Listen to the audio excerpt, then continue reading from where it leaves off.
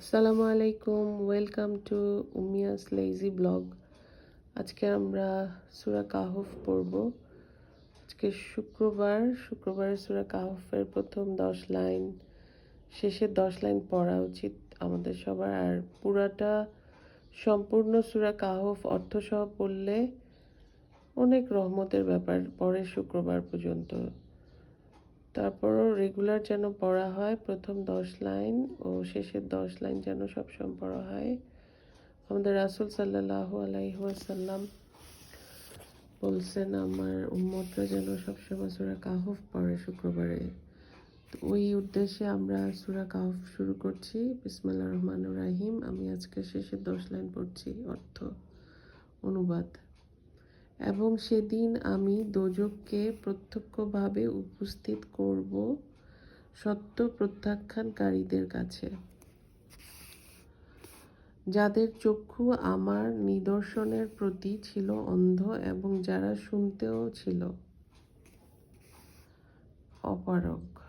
যাদের চক্ষু আমার নিদর্শনের প্রতি ছিল অন্ধ এবং যারা শুনতেও ছিল অপারগ, যারা শুনতে চায়নি।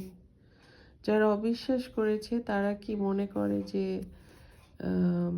তারা আমার পরিবর্তে আমার দাসদের অভিভাবক রূপে গ্রহণ করবে? আমি কাফেরদের অভ্যর্থনার জন্য দোজখ প্রস্তুত রেখেছি। বলো, আমি কি তোমাদের তাদের সংবাদ দেব যারা কর্মে বিশেষ ক্ষতিগ্রস্ত? তারা পার্থিব জীবনে যাদের প্রচেষ্টা নিষ্ফল হয়, যদিও তারা মনে করে যে তারা সৎকর্ম করছে। তারা যারা অস্বীকার করে তাদের পালনকর্তার নিদর্শনাবলী ও তার সাথে তাদের সাক্ষাতের বিষয়, ফলে তাদের কর্ম নিষ্ফল হয়ে যায়। সুতরাং কিয়ামতের দিন তাদের কোনো গুরুত্ব রাখব না। দোজখ এটি তাদের প্রতিফল।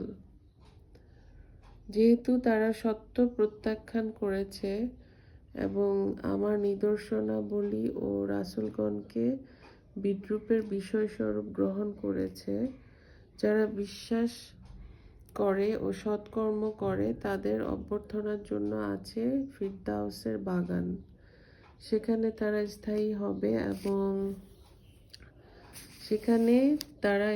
হবে। এর পরিবর্তে আবার লাইনটা পড়ি। সেখানে তারা স্থায়ী হবে, এর পরিবর্তে অন্য স্থান কামনা করবে না। সুবহানাল্লাহ। বলো, আমার পালনকর্তার কথা লিপিবদ্ধ করার জন্য সমুদ্র যদি কালি হয়, তবে আমার পালনকর্তার কথা লিখে শেষ হওয়ার পূর্বেই সমুদ্র নিঃশেষ হয়ে যাবে। শাহজাতে এর মতো আরও কয়েকটি সমুদ্র আনলেও বলো, আমি তো তোমাদের মতোই একজন মানুষ।